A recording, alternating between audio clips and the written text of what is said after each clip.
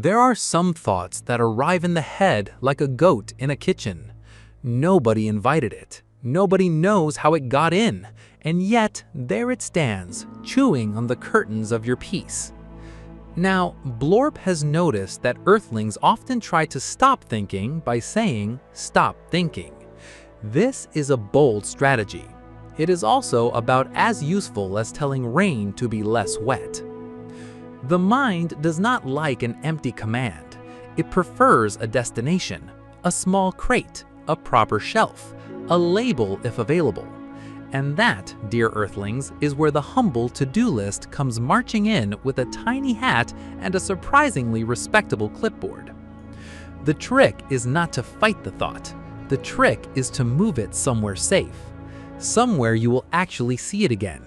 Not a mystery notebook under a pile of socks, not a note called Important Things hidden in an app you opened once during a strange Tuesday. No. It needs to live somewhere you visit every day. Maybe that place is your email. If you open your email every morning, send yourself the task, then file it into a folder called To Do. When it is finished, move it into a folder called Done. This is very satisfying. It is like watching a tiny burden put on a vest coat and leave the room in an orderly fashion. You could use Microsoft Planner. You could use OneNote. You could use a notebook, a notes app, a wall chart, or a stone tablet if you are dramatic and have strong wrists. The tool is not the magic. The magic is having one trusted place where your thoughts can be parked until it is time to deal with them. So when a thought begins circling your head like a confused pigeon, ask it one question. Can I do something about this right now? If the answer is yes, then perhaps you do the thing. Small step, quick action, get it moving. But if the answer is no, ask the next question. Can I do something about this later? If the answer is yes, then write it down. Put it on the list. Give it a time, give it a place. Put it among the other tasks where it can wait its turn like a civilized little goblin. And once it is on the list, you can say, "Thank you, thought. You have been recorded. You are no longer required to run laps around my skull." That's the clever part. The mind relaxes when it trusts that the thing will not be forgotten. A thought often keeps returning because it is worried you have not made a plan. So make the plan visible. Put it where future you can find it.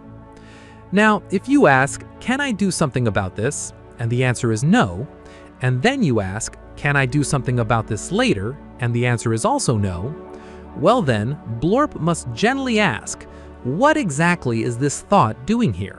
Is it helping? Is it teaching? Is it making you happy? If it is making you happy, well, enjoy it for a little while. A pleasant thought is like a warm biscuit. No need to throw it out the window immediately. But if it is not useful, not kind, not actionable, and not even bringing snacks, then maybe it doesn't need the best chair in your mind.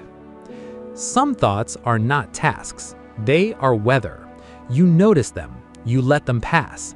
You do not build a house in every passing cloud. The important thing is to keep the list organized.